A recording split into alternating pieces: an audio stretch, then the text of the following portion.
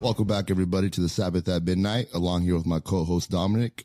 And again, we have a returning guest, one of my favorite guests, Gary Wayne. And today we're going to be discussing the sons of God, the fallen angels, pretty much, the Nephilim, and even into detail of the lion men of Moab. Is that how you say it, Moab? I think so. Yeah. So, it's exactly what it sounds like. They're like these lion head humanoids. But anyways, without further ado, Gary Wayne, go ahead and introduce yourself again and tell us about, where to get your book at and all that good stuff. Yeah, so thank you for inviting me back to your podcast. I'm so happy to be back with you guys again, and I'm back home at my home in Vancouver, which is always good. I like to go to the lake for the summer, but I also like to get back to my home. So, for people who may not be aware of me, my name is Gary Wayne. I wrote the book called The Genesis 6 Conspiracy, How Secret Societies and the Descendants of Giants Plan to Enslave Humankind.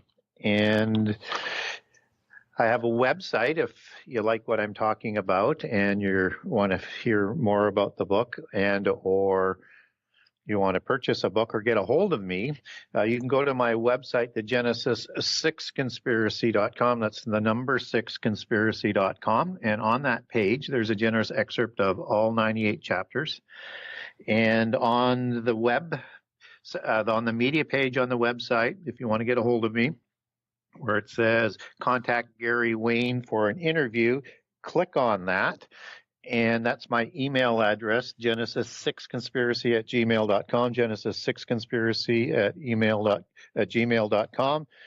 And that will come right through to me. It might take me a couple, 3 months to get back to you, but I will get back to you. And as long as you get back to them.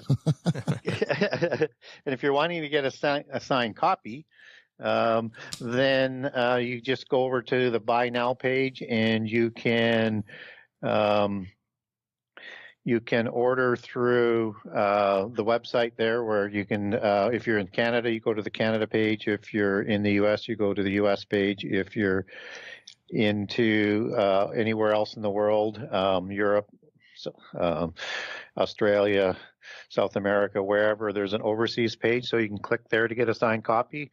If you want to look at buying from Amazon, you can link right over from the website page to Amazon.com, Amazon.ca, and BarnesandNoble.com. And you can also link over to get the digital version if you're wanting that as well.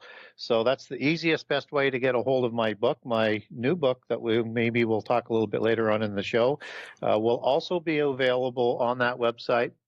I've got my website man working on it, or starting to work on the website. So we'll get a more visible contact the author button on there, I hope. And we'll be putting up all 84 chapters of the Genesis 6 Conspiracy Part 2 with generous excerpts and pictures again. And it'll be available off the same website, complete with bundle pricing if you're wanting to buy multiple books, as in one of each or multiple of the same. It's doesn't really matter. It's just however you want to buy it. You can buy it single, you can buy it multiples, but I'll have bundle pricing available for everybody on that. So lots of things going on. Hoping to have the new book out in October or November. And I'm in the typeset stage of the editing right now, and I'm hoping to turn that around here by the middle of the next week so we can stay on an October delivery date. Amen to that. I can't wait for that book to come out. And really quick, Gary Wayne, just so you know, you were our first guest last year in October. So that'll be pretty cool if your book comes out next month. That'll be our 1-year anniversary, and you were our first guest for the Halloween special that we did. That'd be great. Yeah, as I remember, that was a pretty darn good Halloween show. Oh, man. So if people haven't seen that or heard that, I highly recommend that, because I think we got into things that you're not going to find anywhere else. We definitely did. It's the most downloaded podcast out of all our episodes. Yep. And yeah, it's the first one. It will have more, but there's other episodes that climbed, above other episodes, but that one is still the number one. It has over 1,000 downloads. Wow. Yeah, it's good. It's good stuff. And I encourage people out there who haven't gotten Gary's first book to get that and read it. It's got a lot of information on it in it. It's very, very good. Very well detailed with citations and all that other good stuff that goes on with the scholarly type of written book. It was great, Gary. I still reference your book a lot for some of my shows. I have to.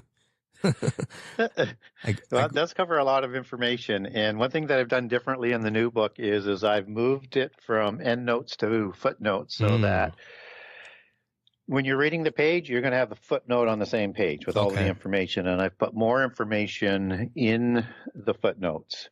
And I've got definitions and all sorts of other things that sort of go on that. I didn't want to sort of get down too many rabbit trails within the text of the narrative. Right. So I think one of the things that I did well, that I liked what we got, and I get a lot of good feedback on it, is that I put all my sources in there. Now I'm going to make those sources more accessible, and I'm going to give you more information on those sources and more information within the text of the footnotes. And where in the first book, I used a lot of sources that I was using that were not of the Christian belief. I wanted them to talk in their own words and not manipulate what they were saying. I go directly to the sources this time. And so that bank of knowledge will be very helpful for most people's libraries for research and reference. Absolutely. It's timeless. So tonight's show, let's jump into the first topic. How we're going to do this? We're going to start off with the sons of God. Sons of God. The B'nai Ha Elohim, Genesis. Who are the sons of God? How far back do they go? You know, what's the classifications of them? Some say have wings. Some say they don't have wings. Some say there are space brothers or the Alter race. Some say there are siblings. And Gary, for me, when I hear stuff like that, I say, okay, well, you know, what does the Bible say about that? Are they? Because I look at it as, from a scientific aspect, I look at it. Are they genetically the same as us right now in our present state? Are they technically our genetic brothers? If they went out and made it with women and had giants, I don't think we don't do that. We don't mate with a woman and have a 20-footer. Two evil people don't make a giant, you know what I mean? As the Seth theory would be. But yeah, there's definitely a genetic altercation that happens in there that causes them to grow way too big. Take it away, Gary. You're the man. Well, it's such a great question, and it's actually quite a large subject and a lot larger than most people think, and certainly a lot larger than most Christians think, because this isn't really taught in the churches. You know, just as all of prehistory and prophecy, they're not really taught in the churches. The whole context of the Bible isn't taught. A lot of good things are taught, but it's taught without the context of angels and how much information that we actually have on them. And there is a lot. And they're not to be worshipped or venerated or anything like that, but we need to know about them because there are a number of them. And some people would say there was at least 33 million or 50 million that rebelled or will have rebelled, because in the book of Daniel and the book of Revelation, we're told the number is 10,000 times 10,000, which is 100 million of angels that are before the throne. So depending on how you want to calculate that third, there's 33 or 50 million, or maybe it's even more. Maybe that's more of a allegorical number than an accurate number. I read it as literal, but it could be more because other places in the Bible we're going to be told that they are uncountable. They're like the stars in the sky, and they're typically, stars is one of the allegories for an angel. So there's a lot who are working against us, and they're part of that whole organizational structure of the Council of the Gods in Psalms 82 that rules over the nations in Deuteronomy 32. And these are, the council of the gods that rule until the end time. And so these are the rebellious ones. And we live in their world. We live in their legal-based, oath-based system that they have imposed over us. So it's important to understand this context and that there was a rebellion. And the Adamites, in my opinion, are the solution and the resolution to the angelic rebellion. And so we're intimately connected with them. So we need to know more about them, and we need to dig deeper. And so, yeah, there's a fair bit of information in there, and there's many different orders of these angels. So there's not just, one kind of angel, and they have a rank and an order. So there's a Hebrew word called Sabbath, which means, and as it's translated into the King James Version Bible, as the host of heaven. There's a host of rebellious ones, and that word host means an army of angels and rank and orders of angels. So I think the first place to begin with is, once we know that, is we need to sort of define them. Are they physical or are they spiritual? Mm-hmm. And angels are spiritual from the heavenly realm. Right. They're not of the physical realm. So you might say they are alien to the physical world because they are from another dimension. Mm-hmm. And even the ones that rebelled, their heaven is not the heaven of God. It is the heaven that's below. It's the heaven that's in the earth in another dimension that they would call the other world, the underworld, and when 1,000 different names biblically, we would understand that as Sheol and as Hades, and that they have the ability to come through those portals and into this physical world. So they are spiritual beings. They are the invisible ones that is talked about in the New Testament, just as the disembodied spirits of their offspring are invisible ones that we would know as demons. Mm-hmm. And demons are the ones that Jesus is dealing with in the New Testament when he's dealing with the devils, and used in conjunction with devils as unclean spirit and evil spirit. And I'm not here today to talk about the demons, but right, just so that you know, they're part of the invisible ones, because these are the disembodied spirits of the giants. Mm-hmm. So if we understand that angels are spirit beings and that they can enter into this world as a spirit being, it doesn't answer the question as to how they're able to create offspring sexually, as it's described in Genesis 6, verses 1 through 4, and described all around the world in all cultures around the world on all continents, except for maybe Antarctica. Who knows what we'll find down there. Yeah. That something else has to be going on, or they use some sort of technology. But I tend to read the Bible literally, and I understand where the allegories are and the similes, and those are always defined within the Bible. So when we have the sons of God that are mating with human females to create giants, you see that superlative sort of nature or being that can all of a sudden create these kinds of giants. So they can take a physical form, and they have this changeling quality. They have the ability to take any form that they want, any gender that they want. And so that's partly where the changeling understanding of the occult comes from. So like in, let's say, Greek mythology, for example, Zeus turned into a wolf. And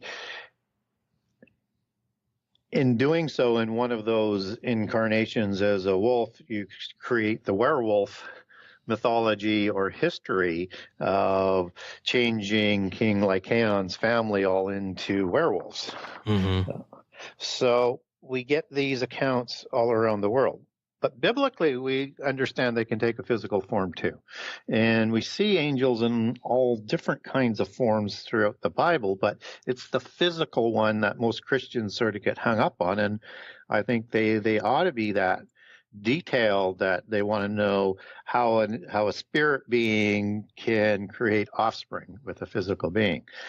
So we know they can take a human form because two angels show up as men, first thought to be men and then understood as angels, with the pre-existent Jesus who goes in to meet with Abraham just before the destruction of Sodom and Gomorrah. And so these two, along with the angel of the Lord, Jehovah the Elohim, you have individuals that angelic beings that take a form of a man, and they can drink, they can eat, They can touch and shake hands, and they can do everything physically. So they can manifest that somehow, some way. They have that ability to do that. And then when you get into the Sodom and Gomorrah destruction, which follows immediately after this encounter, you have the two angels that show up at Sodom, and they're recognized as men and angels, and they want to have sex with them. So whether or not it's them wanting to have homosexual sex, they want them to switch their gender, or they want their daughters to have sex with them, we're not told, but we know men and all the people of Sodom showed up. Mm-hmm. So there was many people, probably many genders. Well, two genders. I don't want to fall into that. Don't get in that rabbit hole right now. I apologize sincerely. You're going to get crucified right now. Yeah, no kidding. Wow. So anyways, so we get that encounter, and we get other encounters of angels showing up and looking like men throughout the Bible. But the most important one, I think, that maybe will resonate with Christians is that in the book of Hebrews, it clearly tells us that you should be kind to strangers because you never know when you're going to be interacting with an angel. And that means they can take a physical form. Gary, really like quick, I just want to say something. When you say all the people wanted to have sex with the two angels, wouldn't it be these two angels look different from everybody else if they recognized them immediately? They had to look different, right? Yeah, they're called men, but they are recognized as angels. So it could be at that point in time, because they were going in as judges, they were maybe dressed different, look different, dressed differently, or shining, or something about them had indicated that they knew that they were angels, or maybe there was some spies that had reported that. Yeah, that always blew my mind. It's like immediately they knew these two people were angels. Either they were, like you said, or they were really tall, muscular, good-looking guys. I mean, I don't know. Yep. Or maybe they're fallen angels that they worship to. Maybe they informed them or something. I mean, maybe. However it happens, they recognize them as soon as they come into the city. So. Obviously, there's a piece of information as to why that we don't have there. But the important thing is that they can take this physical form, and they can look like men. Sometimes they can be recognized as men. Sometimes they can't be. So they would have had the ability to make whatever that adjustment was, and they were coming there to judge the city.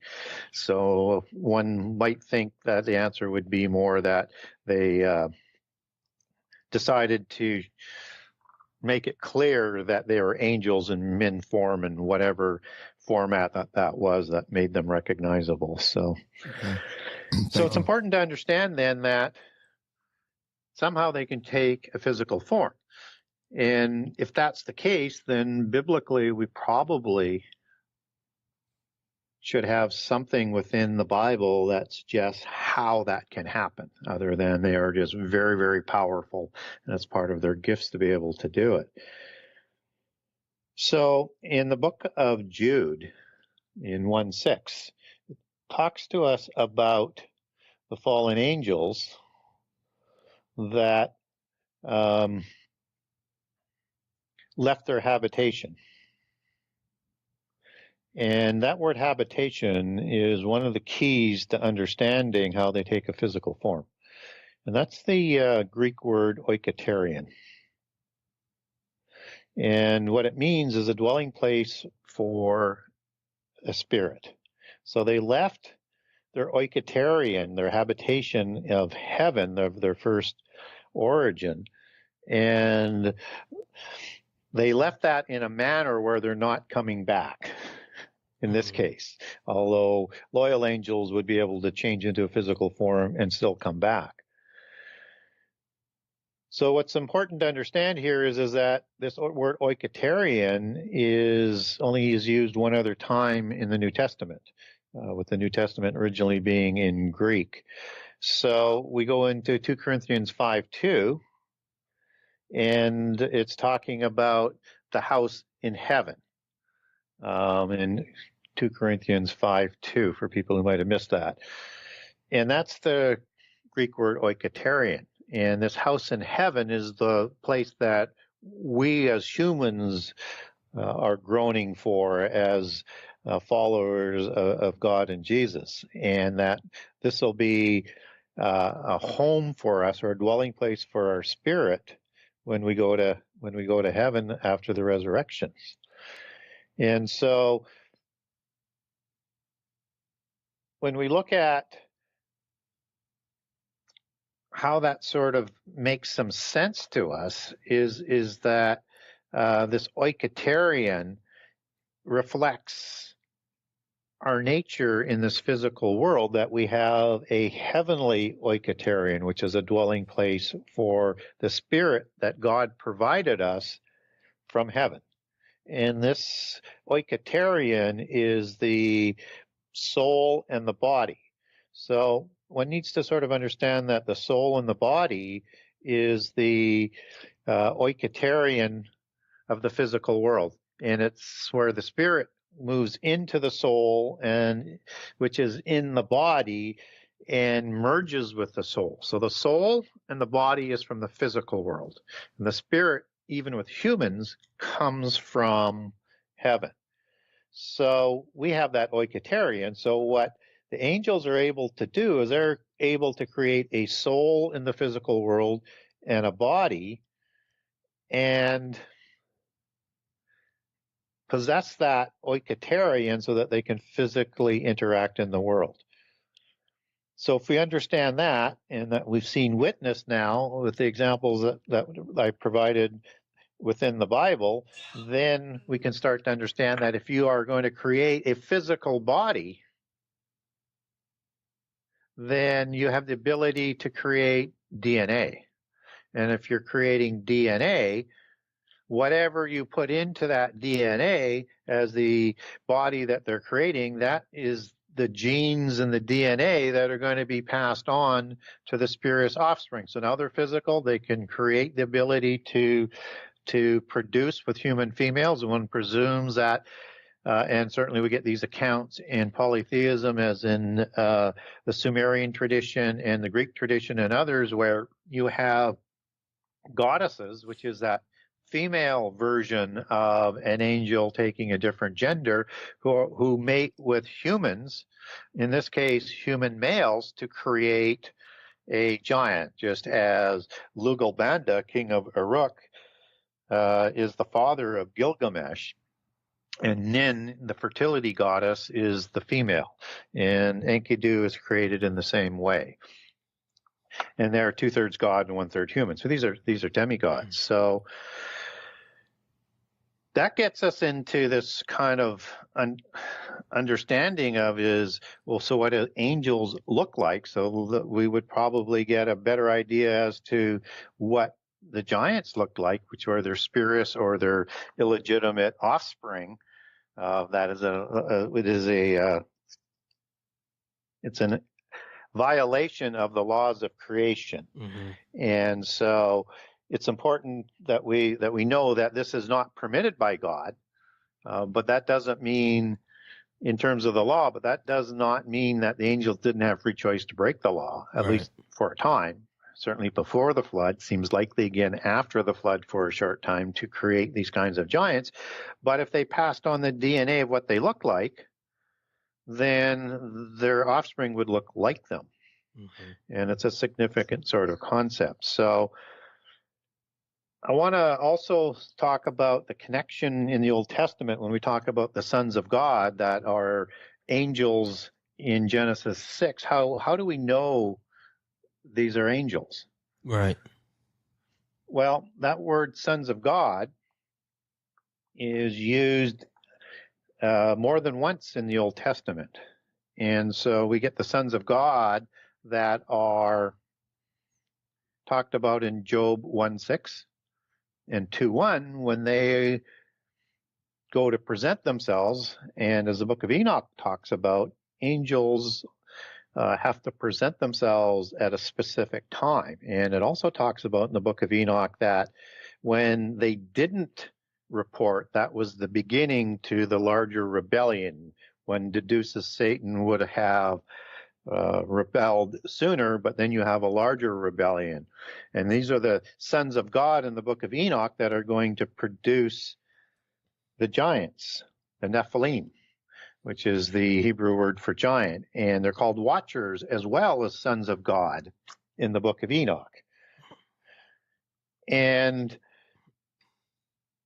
understanding that the sons of God are angels is very, very important, and understood from another passage in the Old Testament is Psalms 82 that we talked about earlier, where you have the mighty, the council of the mighty, which is the Hebrew word El. So this is the council of the gods.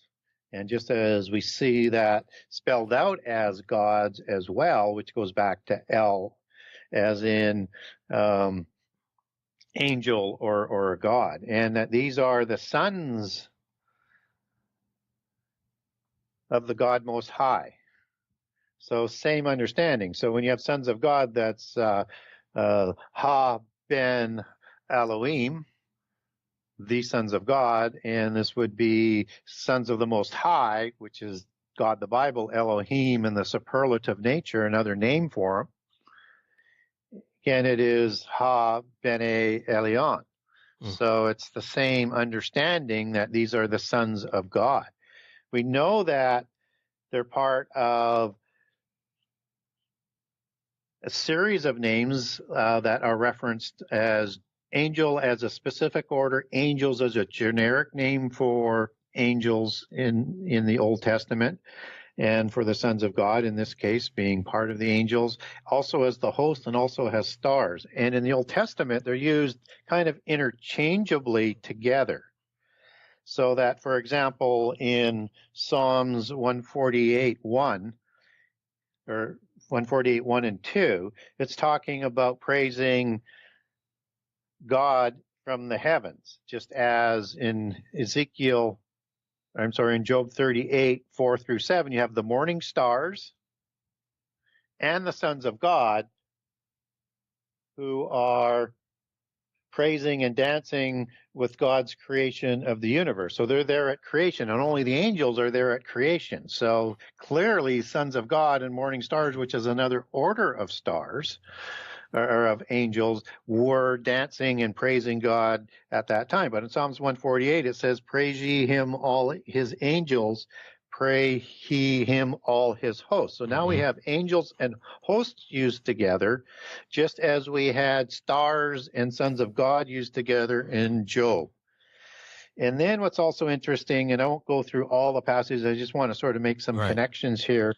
In Daniel 8:10, which is the passage where Antichrist in the end time is going to enter into heaven along with the other angels, it talks about the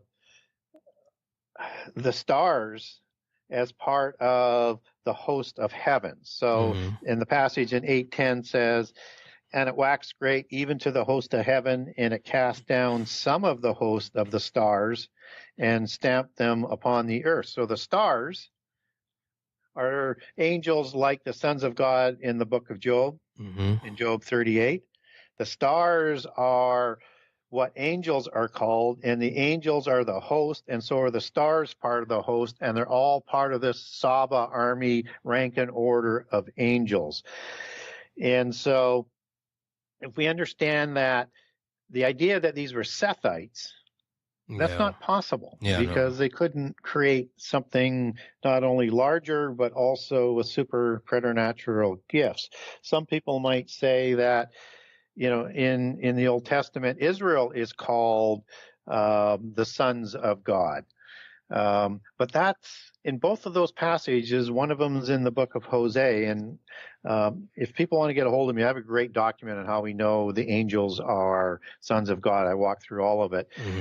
But even in the book of Isaiah, where it talks about that, this is a prophecy of the second Exodus that happens in the last 3.5 years. It's a future event where Israel is going to be talked about being sons of God.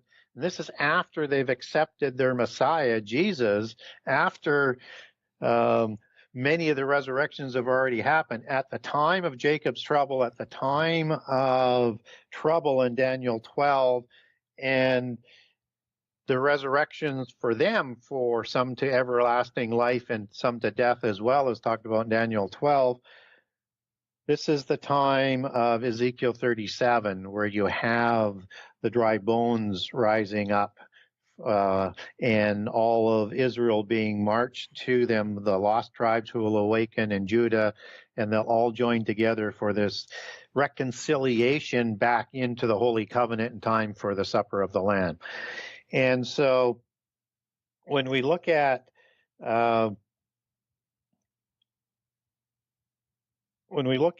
what all of this is telling us is that not only are the people of Israel not the sons of God, neither are the sons of God in the New Testament.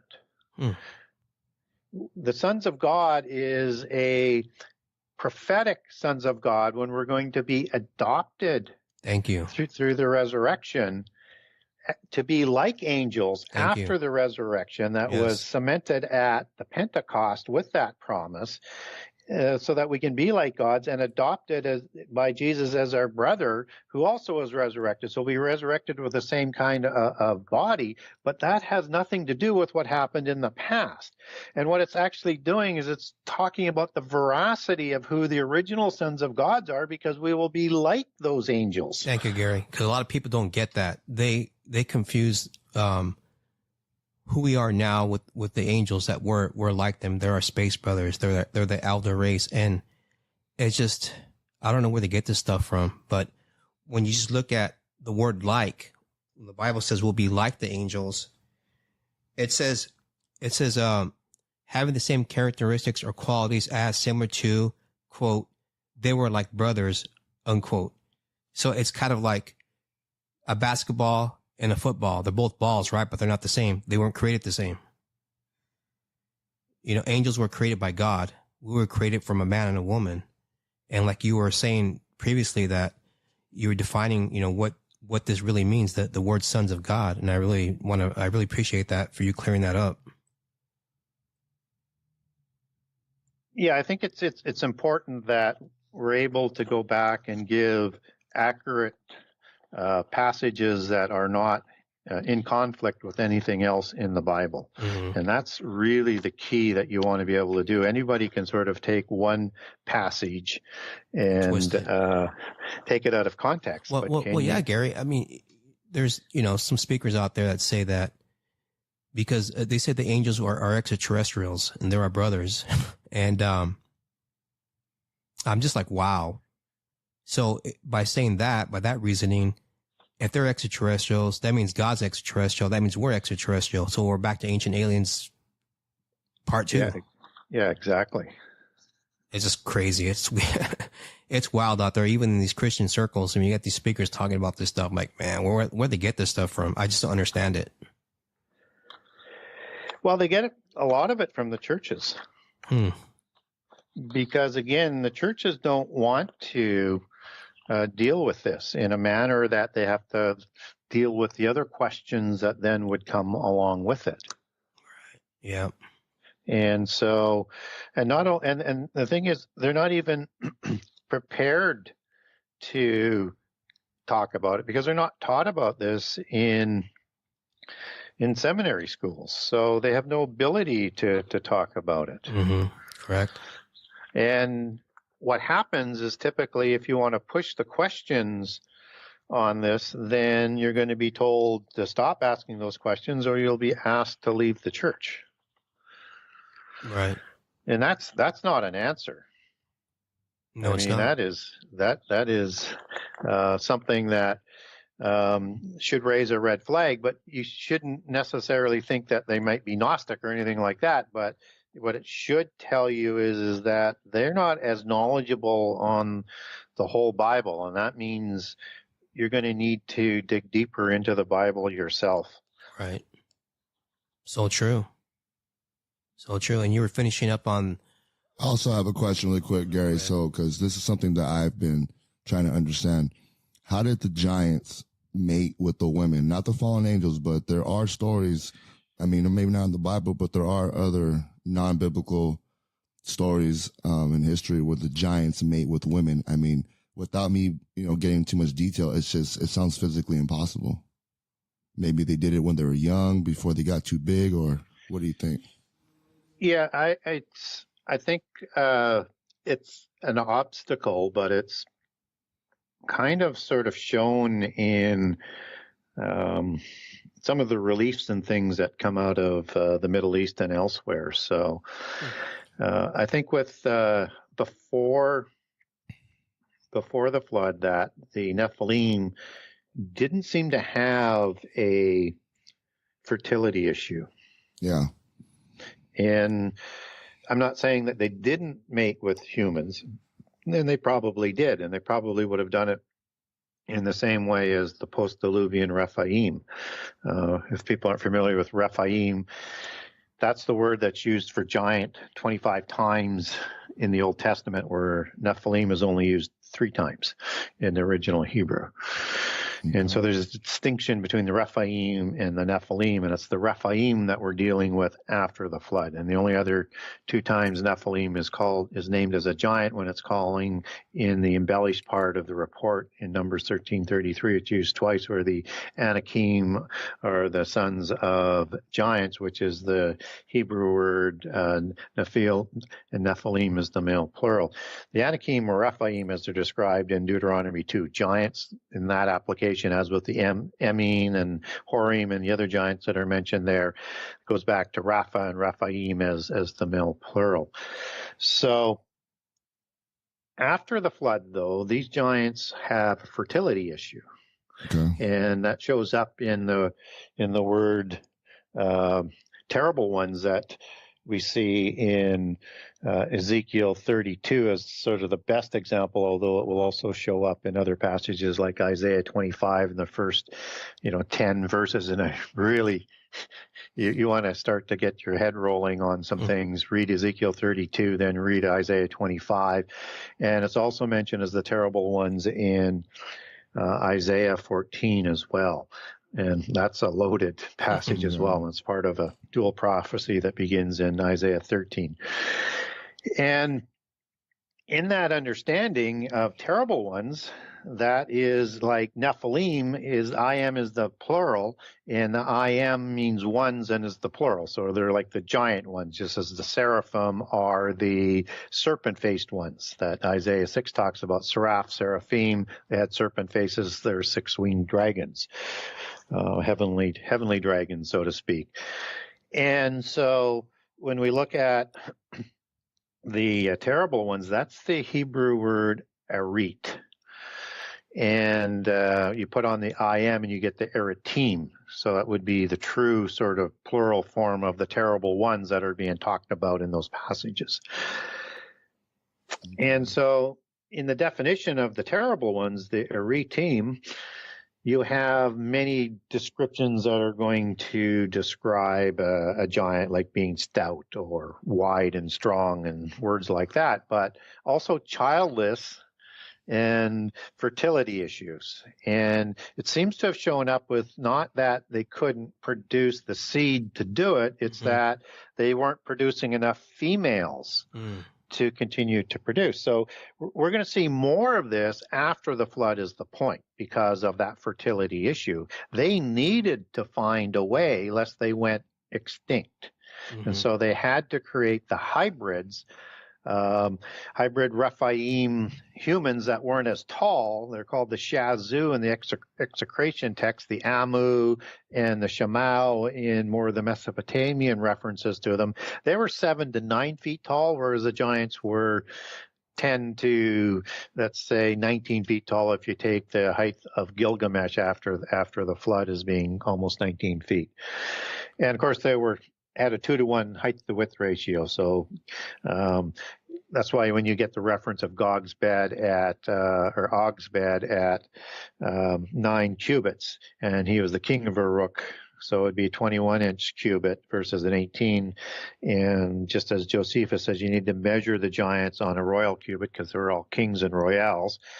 He would have been had a bed that's almost 16 feet tall, and it was 4 cubits wide, so 7 feet wide. So he would have been a little bit smaller than that, so smaller than Gilgamesh, but let's say 13, 14, 15 feet tall.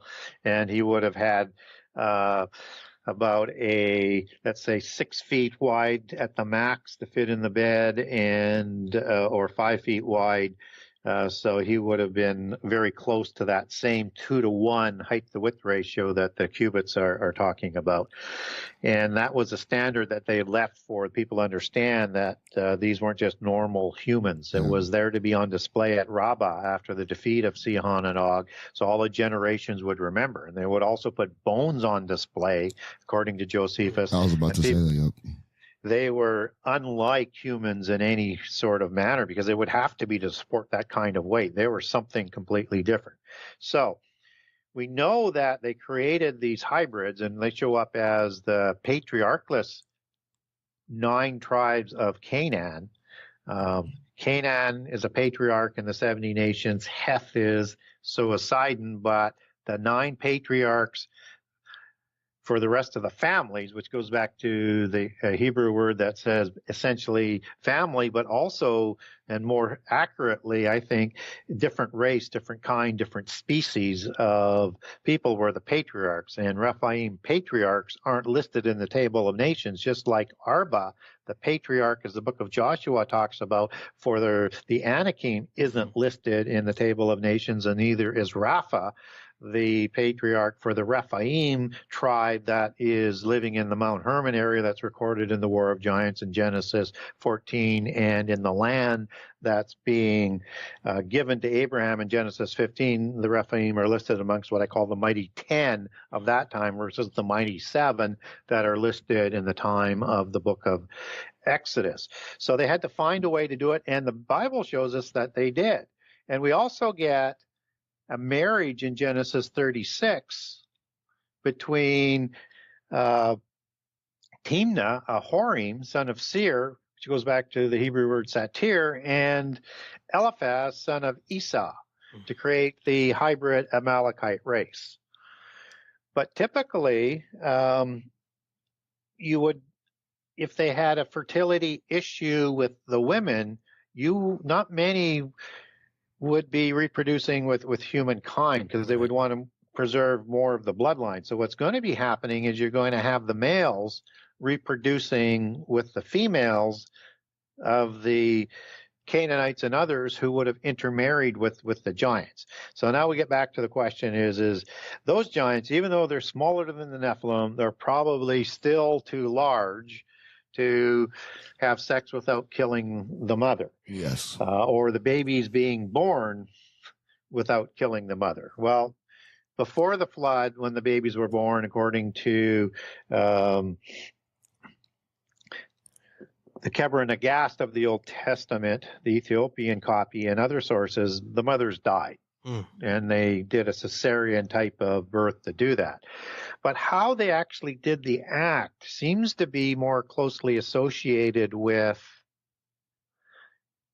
what we see on those reliefs. And a lot of those fertility rituals is you have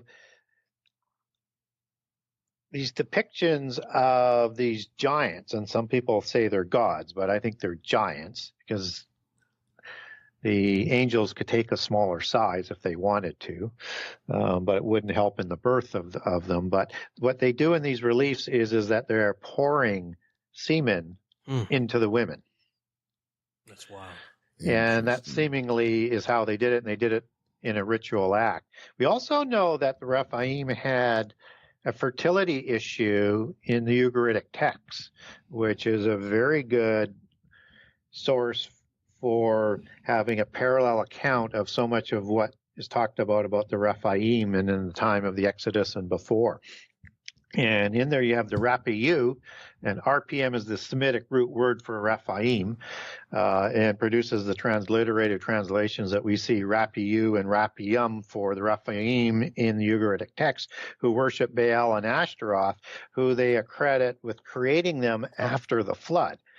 and that they are having a fertility issue. So at some point in time, Baal and Ashtaroth and all the ones who would have created these crimes after the flood of creating giants, violations against the laws of creation, would have went to the abyss, just like the parent gods did.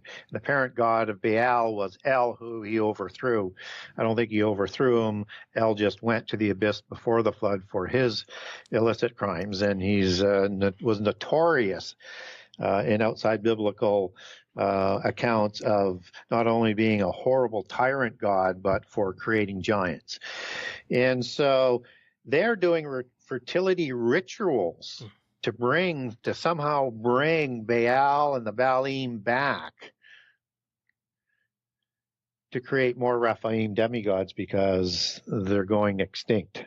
And I think that's what drives them into reproducing with humans, and probably through transplanting their semen into women, because it would have taken, I think, another hybrid to been able to continue to do this, right?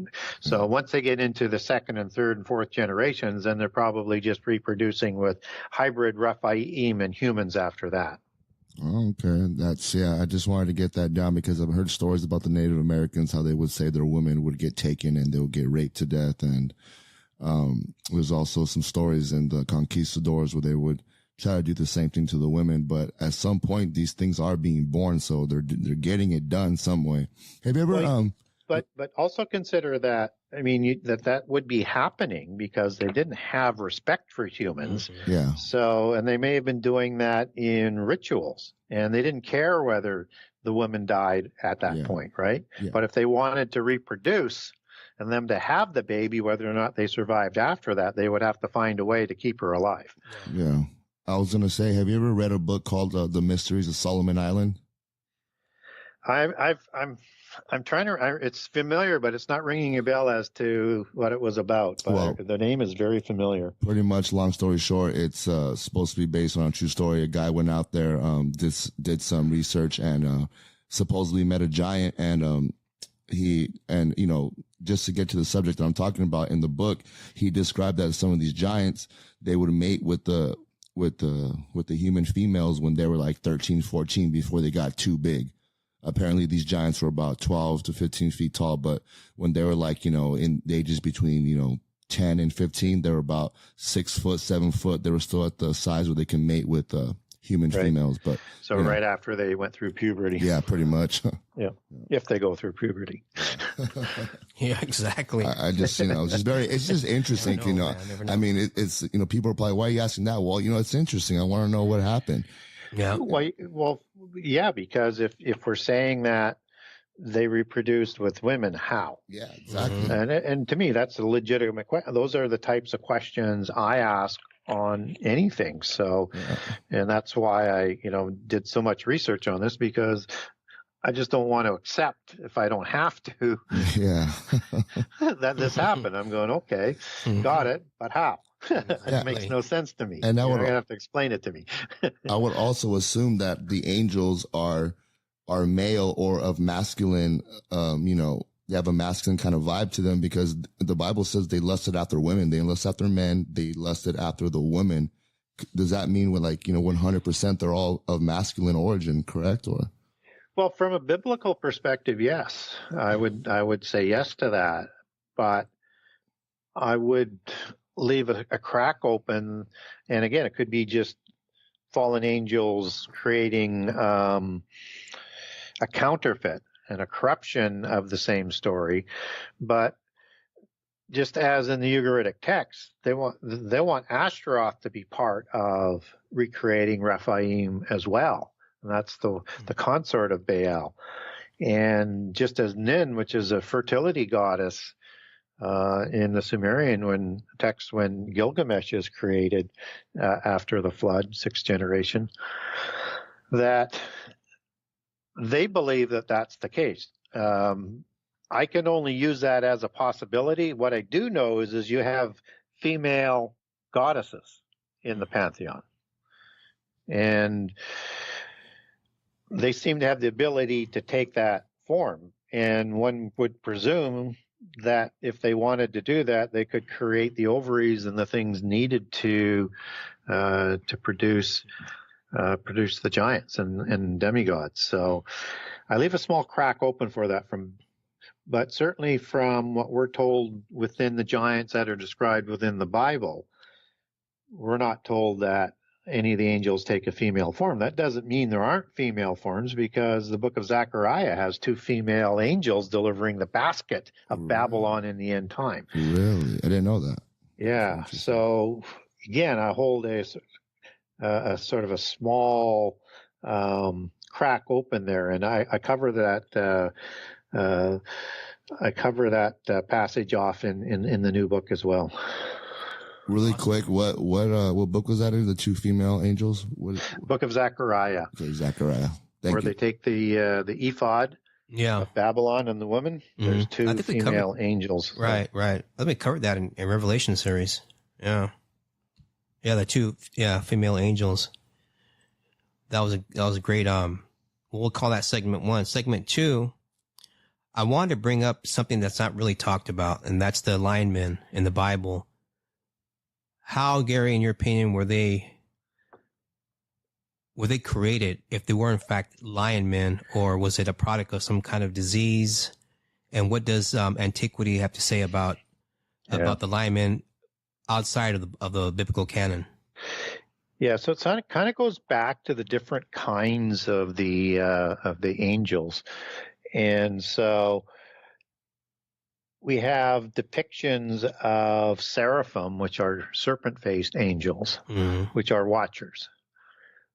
And we have archangels that tend to have a single face, like a human, as depictions. We don't get that as a definition, but when they're always sort of depicted, but they could have a different look to them, the archangels. So we have to be careful with that one. But you also have, as part of the watchers, at the top of the hierarchy of all the 4 groups, and they would cover each of the 4 sides around the throne, and then that hierarchy goes down into the earth. So like the seraphim, for example, they handle the governments and the religions. So you have the seraphim at the head, and then you have the powers that are right below them, and then the angels underneath them.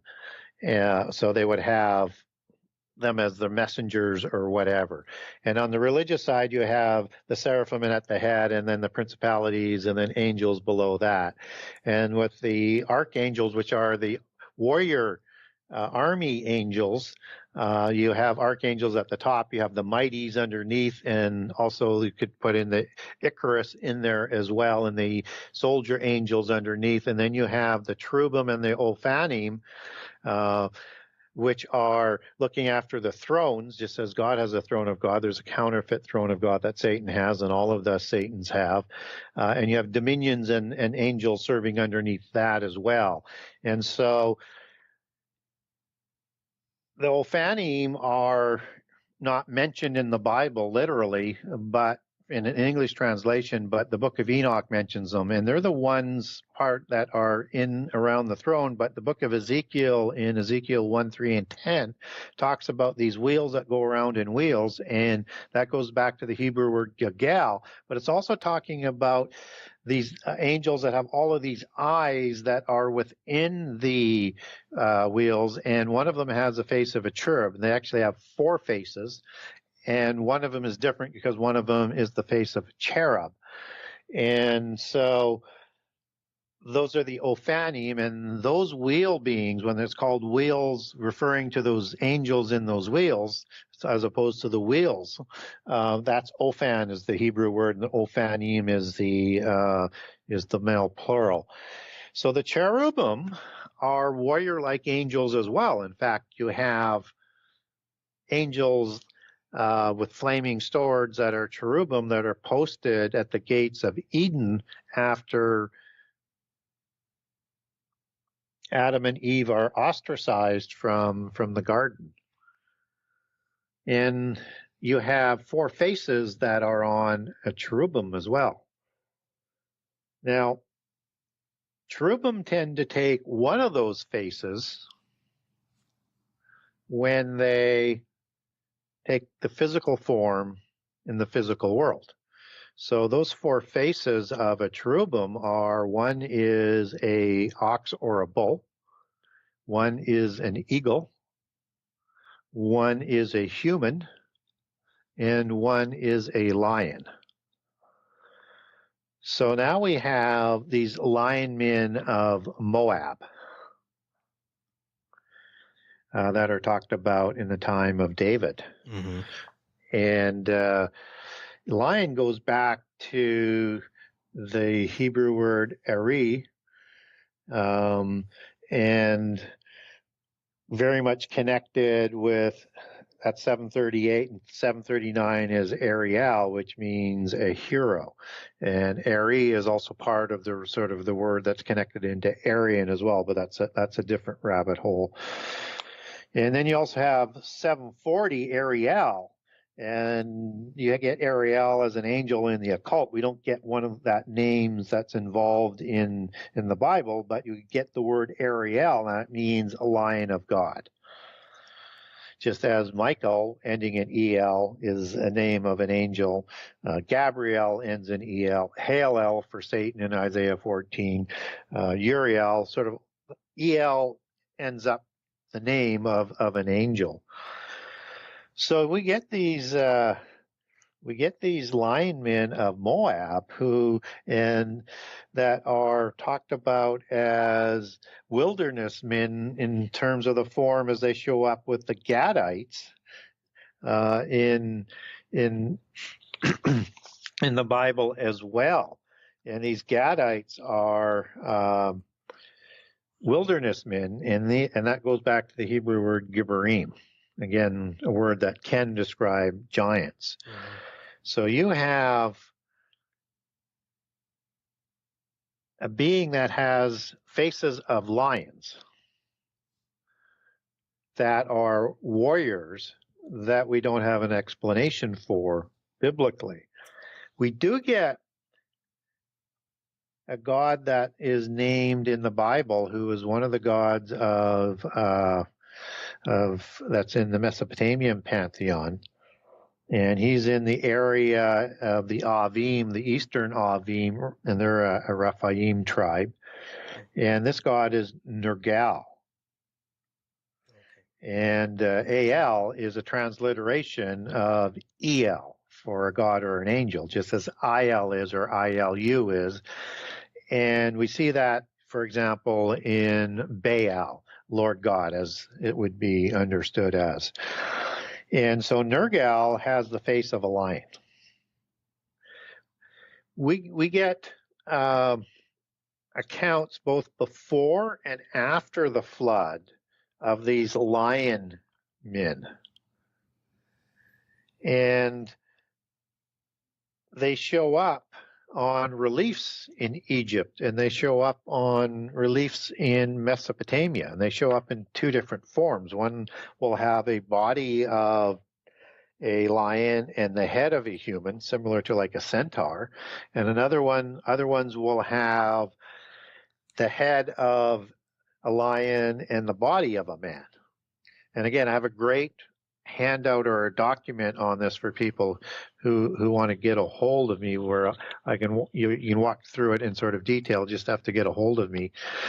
And so you have, I think what's going on is you have these cherubim, lion-faced angels who are procreating with human females and creating offspring that would have looked just like them. And when we look at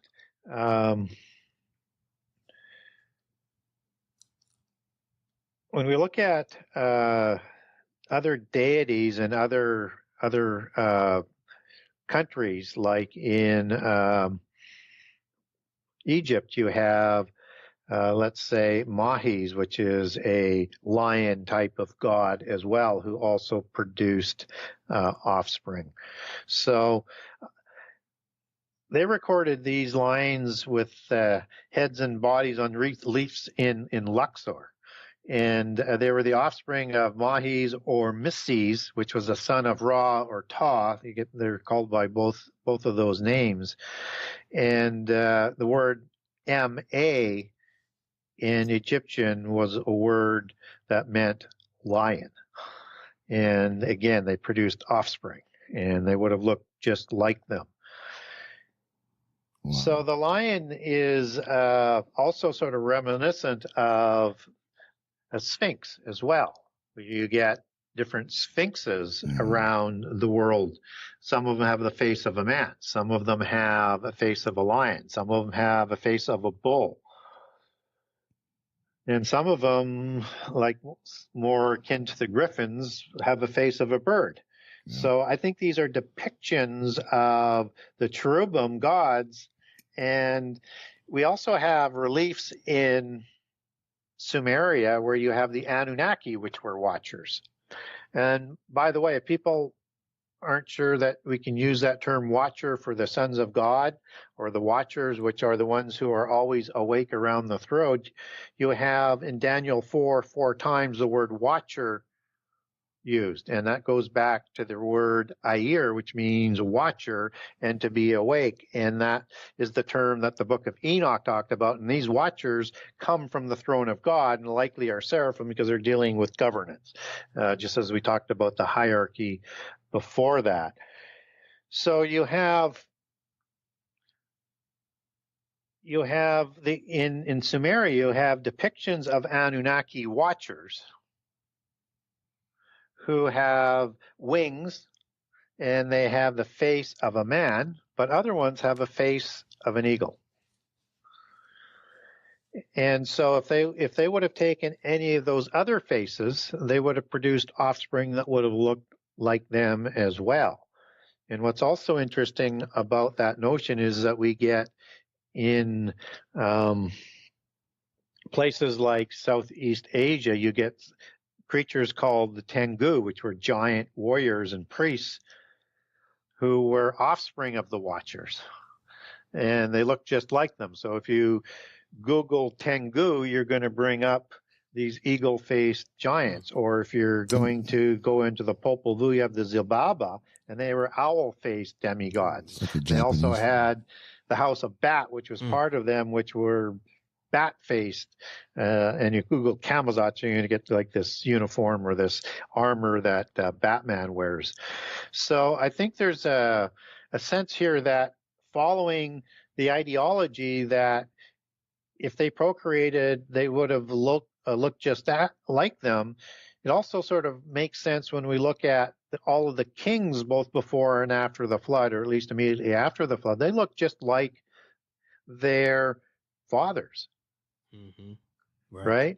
So they're serpentine. And the serpent and dragon imagery is all about the royals.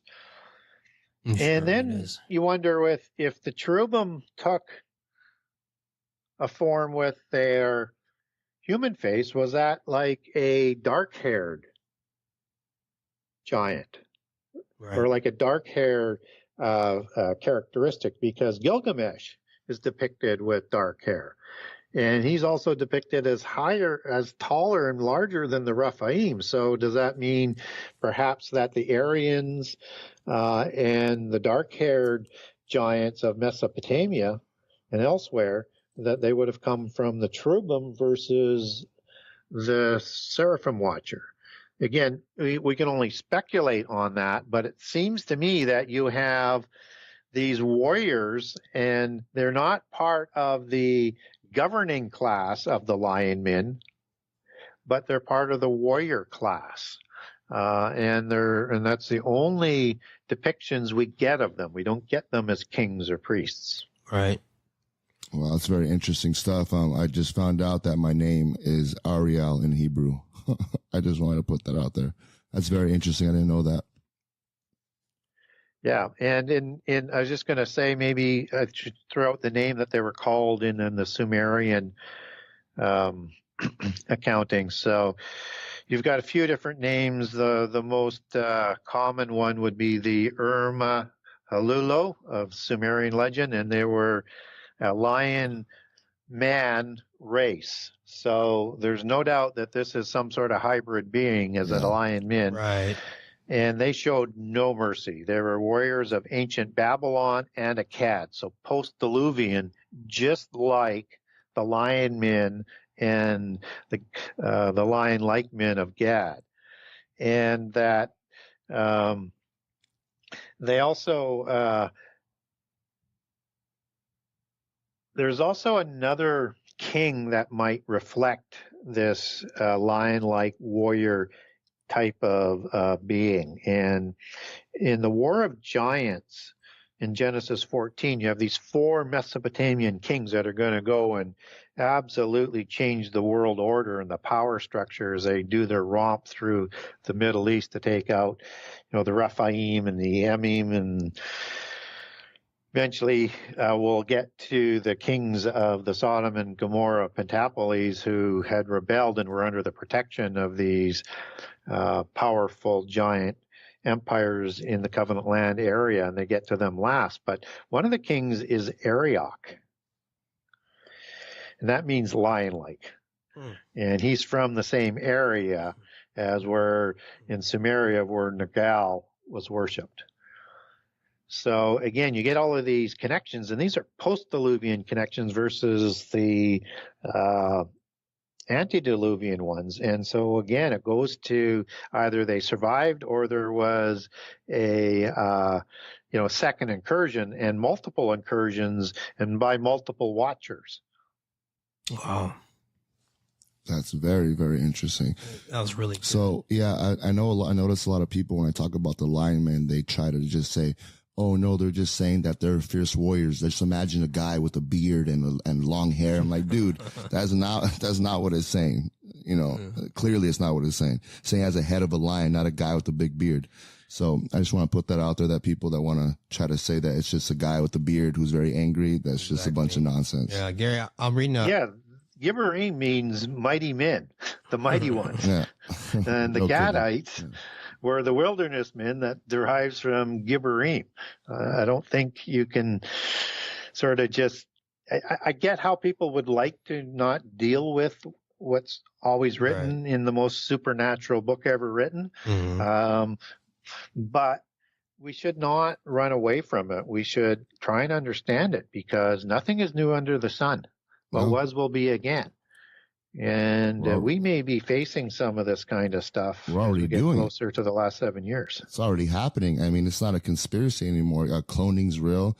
In China, they make these hybrid pig human things, hybrid monkeys, supposedly for organs for humans. But they're letting these things live. They're doing experiments with them. That's why all these things are being seen around the world, and these weird creatures washing up on shore. In my opinion, those are the experiments they threw away. Yeah, or the ones that got away. And we get a couple of examples out of prehistory as well. So, like before the flood, that's where the term chimera comes from, right? Mm-hmm. All of these chimera grafting of intermixing of species, and chimera was an actual being as well in Greek mythology, and had the body and the head of a lion. Wow. And it had a goat head on the back and a serpent's tail. Yeah. That's a no for me. Got me with goat. It breathed fire. Well, those things, someone had to take them out, right?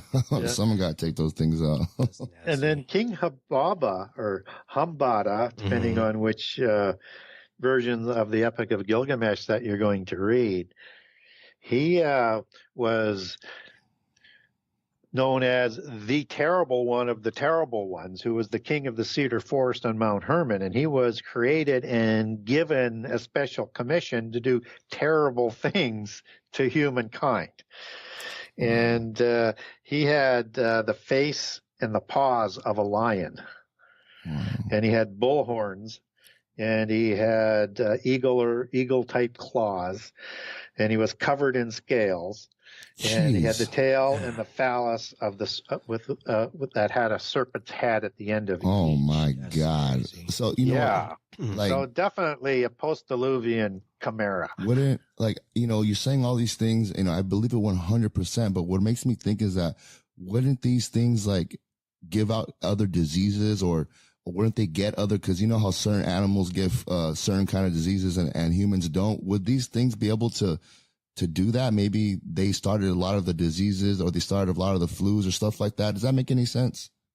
Yeah, it certainly could be, because when you're starting to corrupt the original nature, with outside influences of whatever is being done with things being grafted in, because I think the chimera is something different than creation of a giant. I think it is, may partially have something to do with semen or something like that, but you've got DNA manipulation going on here to get that many kinds of parts. There's something else that's going on there.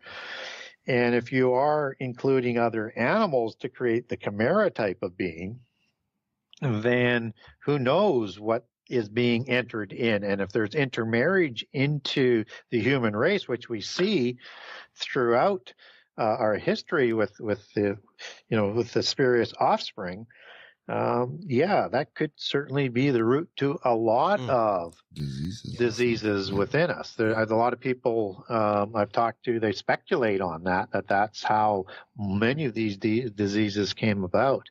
I mean, we don't know, but that's their theory. I would assume these things have a very, they're not, a lot of medical issues, I would say. With that that many DNAs in one body, all those different animals, chimera, I would assume that they would have a lot of health issues, Yeah, who knows? Who knows? And we don't know whether or not they were given some of the gifts that the Raphaim and the Nephilim had.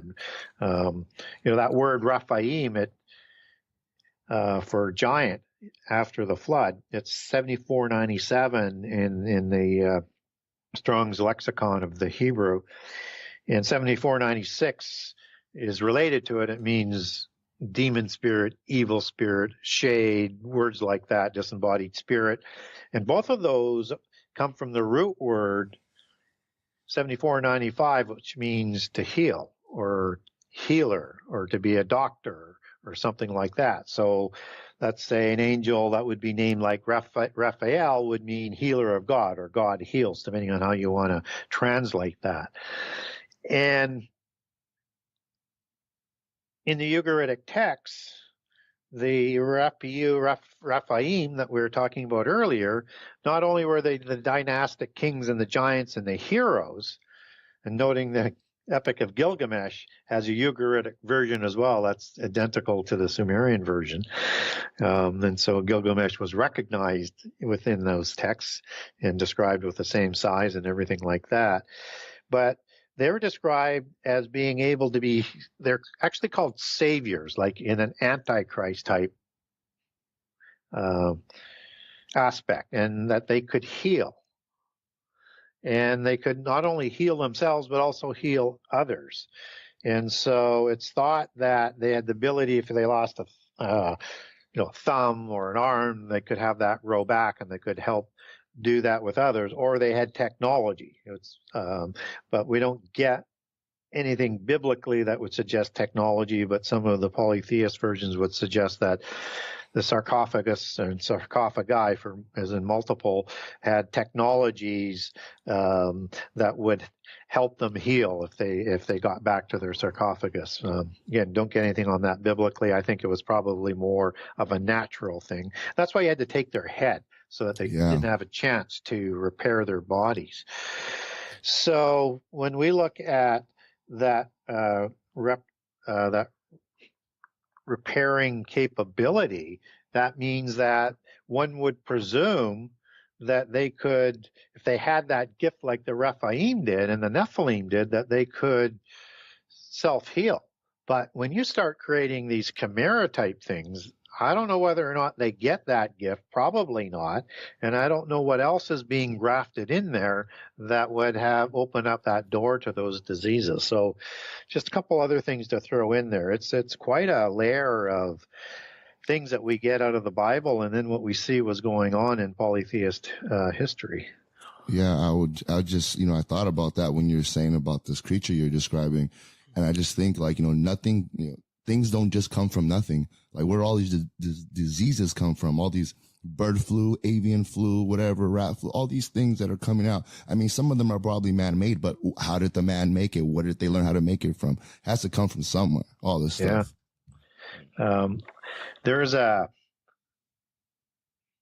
I printed this before the show. It's off of one of my documents I have, and it comes out of the Pistis Sophia, which is a Gnostic gospel. Mm-hmm. But there's a description within this gospel that is absolutely frightening in terms of what these angels might have looked like. Oh, okay. And there are 12 that they're talking about, like the 12 archons, which are of the major antediluvian gods. So there is, I won't go through them all, but I'll give a few out. And the first ruler in the first dungeon had a crocodile's face, and whose tail is in his mouth. And I don't know whether that's sort of an Ouroboros type of concept or what's going on. And out of the jaws of this dragon, so he's called a dragon as a crocodile, just as Sobek was, an Egyptian crocodile dog, but also considered sort of reptilian or perhaps seraphim or dragon. It says, out of the jaws of the dragon cometh all ice and all dust and all cold and all different diseases. Wow. Here we go. I just had to throw that out. And I'll just go through a couple other looks of these ones. Wow. In the second dungeon, it has a lion's face or a cat's face, and it's named Karakar. And in the third one, it has a dog's face, which is Arkarok, and that sort of brings into the dogmen, right? And that you have Anubis, who was a jackal god, who produced offspring in the Egyptian mythos as well, and that he produced so many offspring that they had their own city, and it was called Sinopolis, which means dog city. Wow, Sinos. What's the name of this document you're reading? I want to look into this. What's it called? It is Pistis Sophia. How do you spell the first one? Pistis. Pistis. Sophia. Okay. And this is coming out of Book 4. Chapter 126. Okay, thank you. I definitely got to look into that. Go ahead. Yeah, it's just stunning. And then the fourth dragon was one with a serpent's face, and his name was Akrakar. Yeah.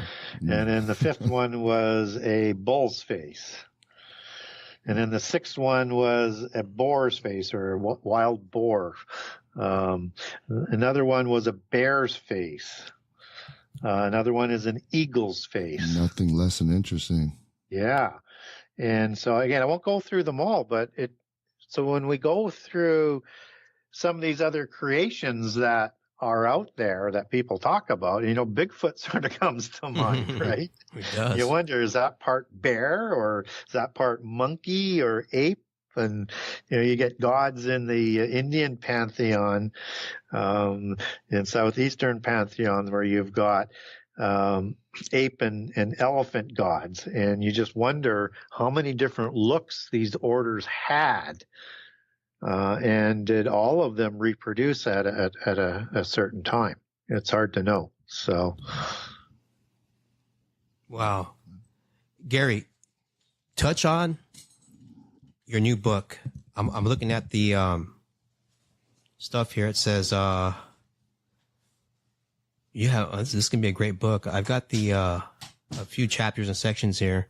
Yeah, you got the preface, got the hierarchy of the Nephilim, the hybrid human Canaanite confederacy, the post-Diluvian Raphaim world order, section 5, the covenant land Raphaim wars.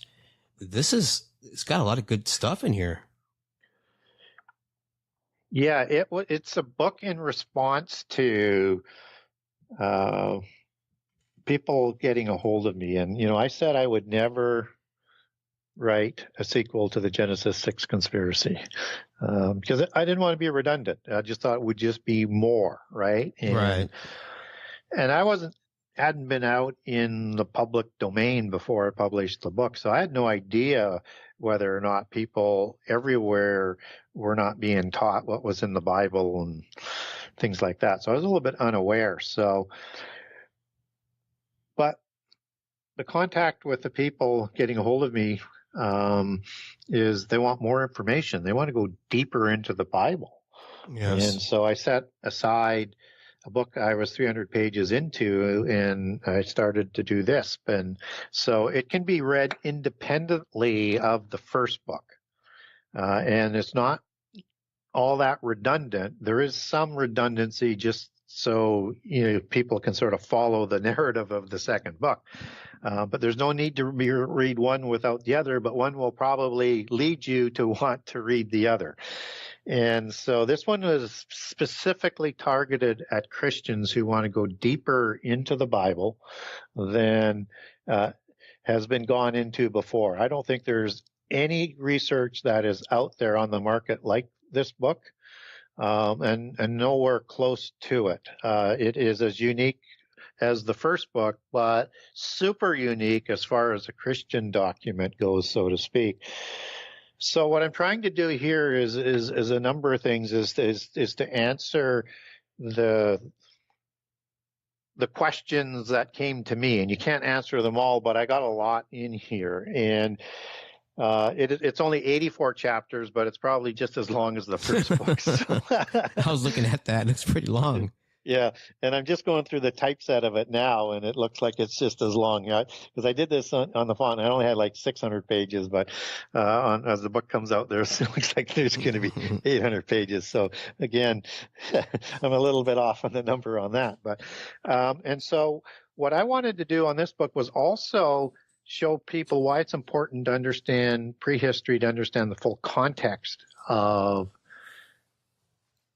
prophecy. And I also wanted the people to sort of start thinking about that English is a very poor communicator of the original Hebrew and the original Greek, or that the translation should have been longer and put more of the larger meaning and context of the older words into the New Testament. So that's why I want the footnotes on the same page. So if I'm talking about oiketerion, which I do, it's in this book. You've got all the references and the definitions and the sources that you need on that. So I wanted to go through and I wanted to identify things in prehistory that are important to understand end time prophecy. So that's why the first sections of the book is it's taking people deeper into the Bible in terms of what it says about the angels, and I give the hierarchical order in this book as well, and both the invisible and the visible, and so that people can understand what the New Testament is really talking about when it's talking about the visible and the invisible.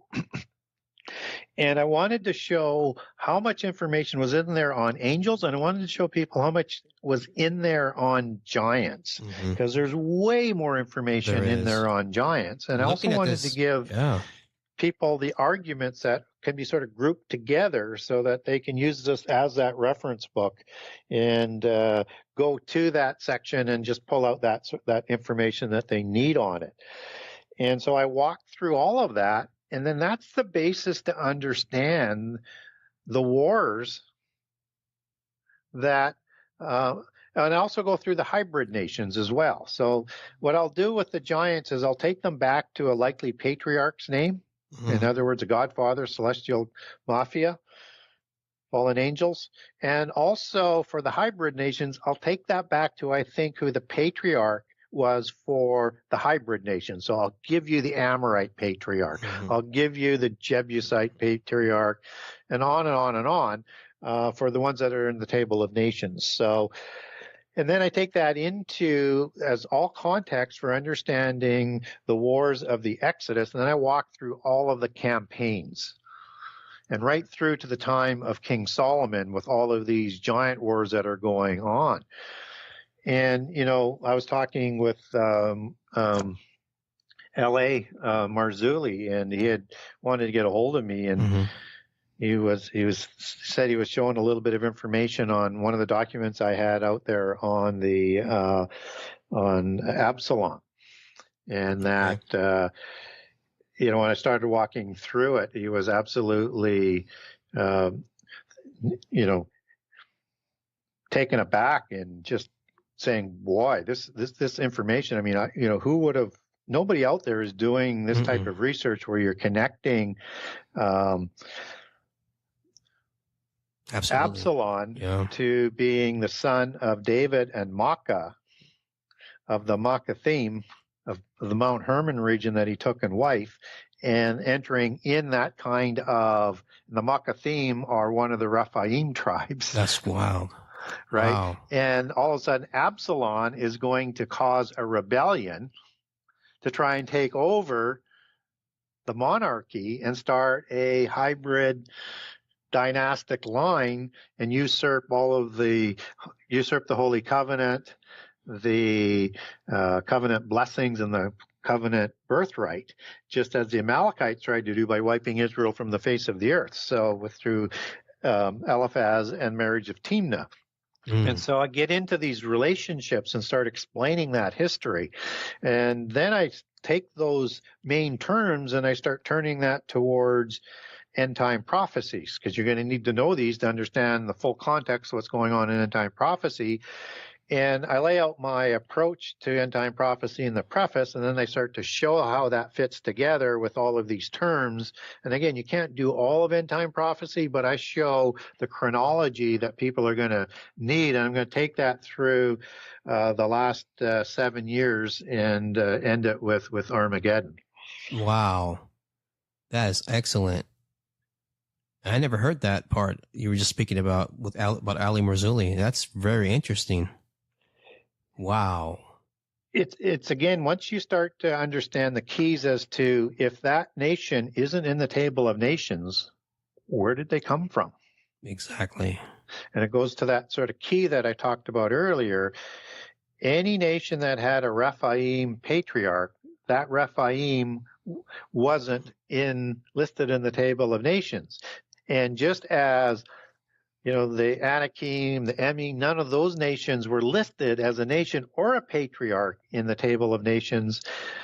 If they've got no connections whatsoever other than just showing up in the Bible, they are a Rephaim nation. So then it's just a matter of connecting those nations to what it says in relationship to other passages in the Bible to bring that information out. Wow. That's going to be an excellent book. Excellent. I'm reading down these chapters, and there's some giant tribes I never heard of, like the Archites, I believe it is. Yeah, that's a hybrid. So Sinites. I mean, there's Sidonians. Yeah, so those are the part of the Canaanite tribes, right? And they don't have a patriarch. They have a family of the name, but you don't get the patriarch. So that's a hybrid nation that has a Rephaim patriarch and took a daughter from either Canaan, Heth, or Sidon. Right. And the other, when you get into the three patriarchs that are listed, it's those three that are supplying the daughter. So Canaan first, before Babel, is already going bad because of the curse of Ham, and he's supplying daughters to the fallen angels to create the original Rephaim after the flood. Wow. And that creates the Rephaim. And then you have those Rephaim that are going to intermarry with other daughters of Canaan and other daughters of Sidon and Heth, or Sidon and Heth are going to intermarry with daughters of Rephaim to create hybrid nations, because they're definitely hybrids as the descriptions we get on them. Yeah, absolutely. But yet they're listed in the table of nations because they are sons of Canaan. So you get the human lineage, and then afterwards their lineage is no longer, because they've created these hybrid sort of branches. And just as Nimrod intermarried likely with the Elamites And Elamites, Elam are some of the original of the Raphaim after the flood, and it goes back to the word Olam, which means east and ancient. And some people might even take that to before the flood, but they're the aboriginals of the Mesopotamian region, and those are the ones that Nimrod marries into to start those hybrid dynasties of the beast empires, like that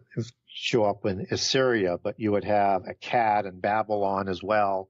And also the Elamites are the ones that are intermarrying with the Aryan Persians of the Achaemenid dynasties, which takes their lineage back to the dark-haired giants of southern Greece and in that area. And they produced the Persian beast empire. So what I also do as I walk through this is I'm laying down the roots for the beast empires and where they come from and why they're called beast empires. And that all of them have Antichrist type figures. They just don't have the Antichrist because it's not the ordained time. Wow, that sounds like podcast for the next 10 years. That's a lot. Yeah, I think it'll keep me busy for a while. Oh, yeah, that's excellent. I'm just looking at this right here. I have a little screenshot of it. I believe you released this on Facebook. I'm looking at the little excerpts. I did, yeah. And just going down it. Wow, that's a lot of stuff. Just really quick before closing out. So when David's mighty men were among the linemen, they were absolutely fighting against the linemen. There was no coalition with the linemen. Of Moab, but the lion-like men of the Gadites fought with David. Oh, wow. Yeah, and there's a Makathim in the mighty men as well. And there's Uriah the Hittite as well. So there's other hybrids and giant-like people that are in there. Not all of them are from Israel. So, again, you have to be careful when you have the mighty men of David's mighty men. It goes back to the Hebrew word Gibberim. Right. But Gibberim doesn't always mean giant. It could just mean brave, strong, noble, things like that, right? So the Gadites, they were lion men, though. Yes. Wow. See, these are things that most of us don't know about. I mean, we've heard about the lion men of Moab and the Gadites. I just wanted to connect that dot. If they were, in fact, some of them were with David, and it's kind of like Lord of the Rings type of style. Yeah. Lord of the Flies. Baal. Something like that, right? Yeah. Yeah, exactly. So, yeah, I mean, what I'm hoping is that if people thought the first book, and a lot of comments I get back from people is they say for the first time, the Old Testament makes sense to me, and it comes to life, and I'm enjoying reading it. If you liked that level, you're going to love really getting into it and understanding how much more connections of the preternatural that are there, right? And what Israel was up against, and they were literally, an island in a sea of beast empires. Wow. That's amazing. This is a great podcast. Thank you, Gary, for coming on. It is super, super. Thank you, Gary. Thank you so much for everything. That was a good hour-and-a-half show. We got a lot of information. I can't wait for your new book. And like I said, I'm always learning. I'm always a student. Now, the information you have can blow my mind if I get too much in one day. You know what I mean? Yeah, I mean, it's just endless, and nobody's ever going to know everything. But, the more you look, the more you find. And it's amazing. And once you start to see how some things connect, you'll see how other things connect. And in my research, I'm a little bit fortunate. I tend to see patterns. And when I start to see patterns, it's a sign to say, how far does that pattern go? And just sort of run it down. And then you get larger pieces of the puzzle that you can put together. Amen to that. So thank you, Gary, for coming on again. I think this is like the 6th, 7th time you've been on here. You're a regular guest now. So, and we definitely got to do another Halloween podcast and expand on it for the anniversary. If you're up to it, that'd be nice. That'd be good. Let me check my schedule. I'll let you know. Yeah. We'll talk after. But just one more time, Gary, just plug us in where to find all your stuff before we end the show, and then we'll talk after. Yeah, so if you want to get a hold of me through my website, genesis6conspiracy.com, and on the media page where it says contact Gary Wayne for an interview, it's a sentence that's highlighted. Click on that. That's my email address, which is genesis6conspiracy@gmail.com, and that's the number 6, just as it is with the website, www.genesis6conspiracy.com. And I have a generous excerpt of all 98 chapters. Hopefully within the next month, I have a generous excerpt of all 84 chapters of the new book up. And you can purchase a copy from the website directly. You get a signed copy. So if you live in Canada, there's a Canadian page. If you're in the U.S., there's a U.S. page. If you're anywhere else in the world, there's an overseas page. And if you want to go get a Kindle edition, and the new book will be available in the Kindle edition as well. And it's called the Genesis 6 Conspiracy Part 2, How Understanding Prehistory and Giants Helps to Define End-Time Prophecy. You'll be able to click over to, as you can today, to get the Kindle edition from Amazon. You can also link in from the website page and the buy page to Amazon.com, Amazon.ca, and BarnesandNoble.com. So that's the easiest and fastest way to get a hold of the book and to get a hold of me. You can also follow me on